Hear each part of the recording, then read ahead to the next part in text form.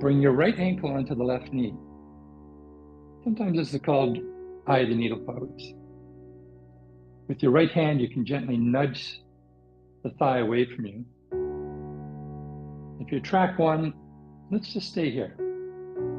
So we're externally rotating the right hip. Track 2 and 3, maybe you can grab the top of the left knee. So you're threading your right arm through the legs. That's why it's called the eye of the needle pose. And then you're relaxing back down. And as you pull that left knee in towards you, hopefully you start to feel something on the outside of the right hip. And for the track 3 students who may not feel much in this pose, simply roll over onto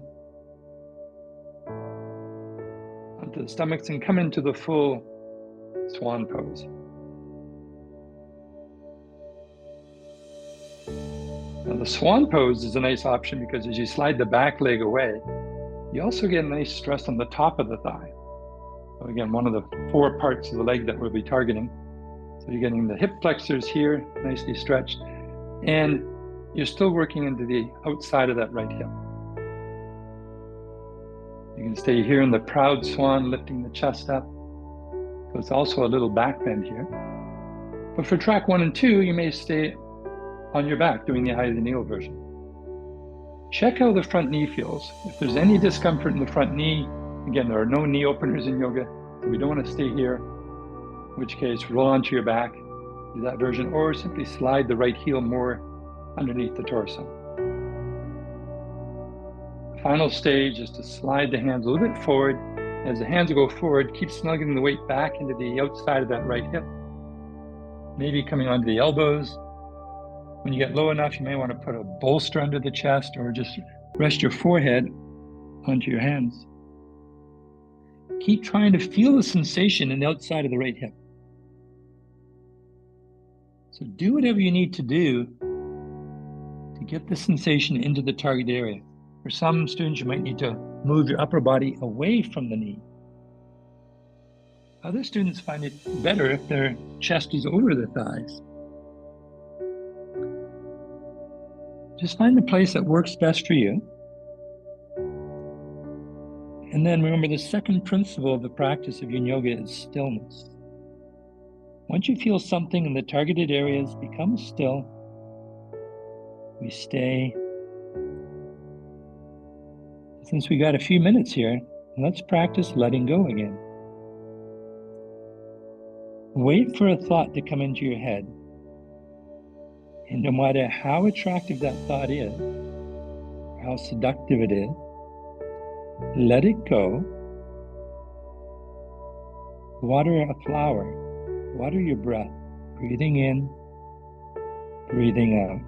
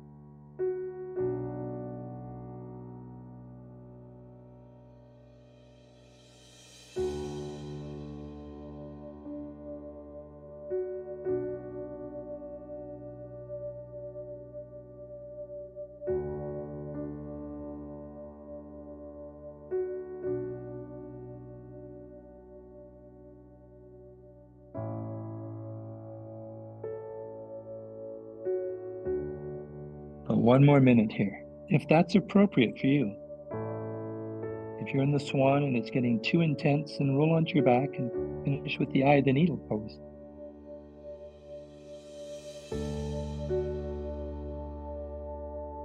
If you're in the eye of the needle pose and it's too much, come out and perhaps rest in a reclining butterfly and bring the soles of the feet together and allow the knees to go wide apart.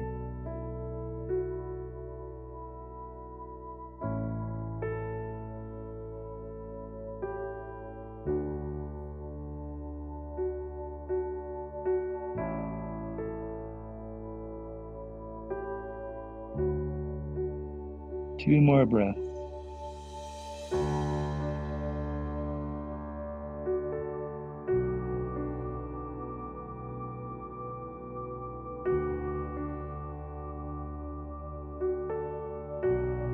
For those who are in the swan, we're going to roll onto our backs again. And everyone come into a little Mini Shavasana. Straighten the legs, arms to your side. Pause here for a moment and notice how you feel. Whatever you feel, relax, soften.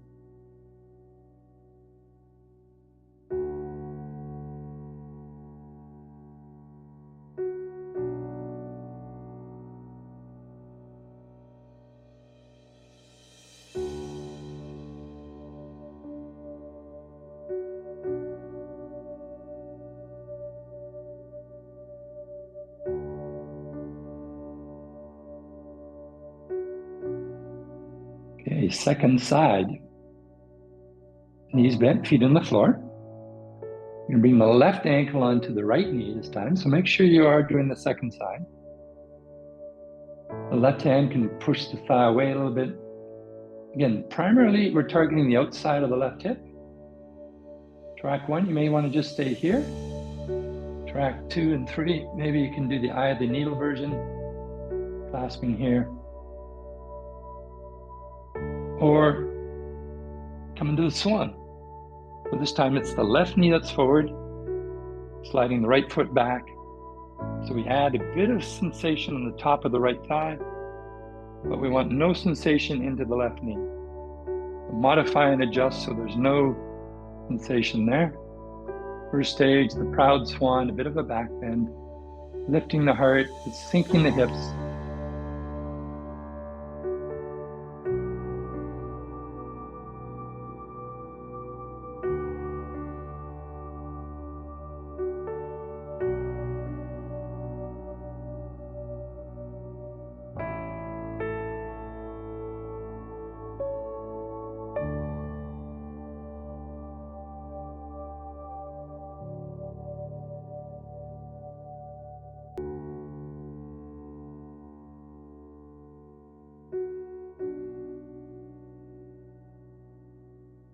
And slowly walk the hands forward, but snuggle the weight back. Hands forward, snuggle back, maybe come onto the forearms.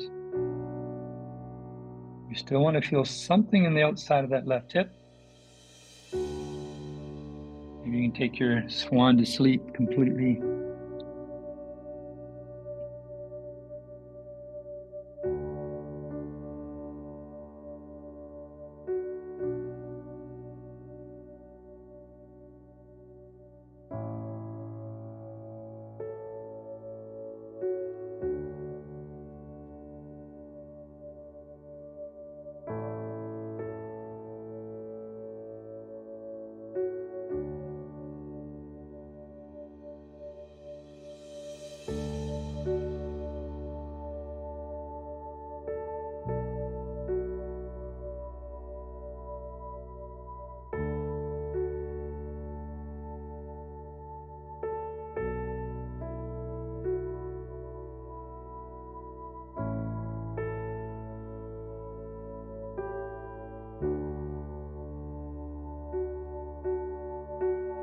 Practice letting go.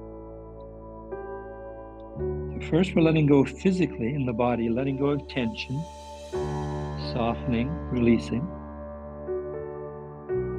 But we also let go of any unskillful thoughts or states of mind,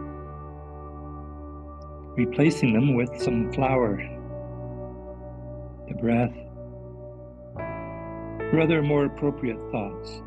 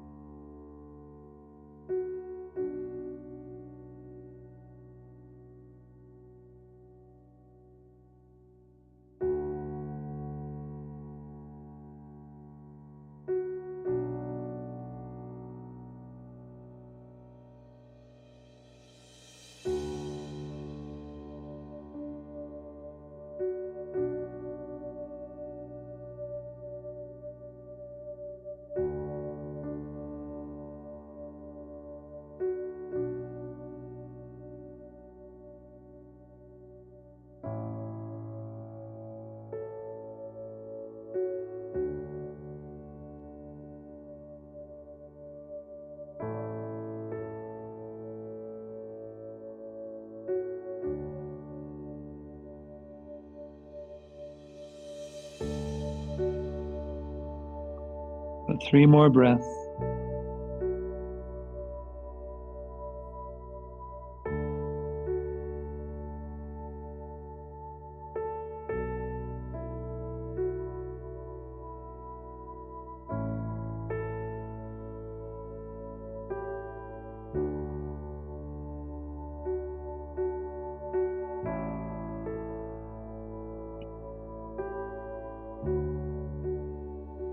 Again, if you're in the swan, I'm just going to roll over onto our back.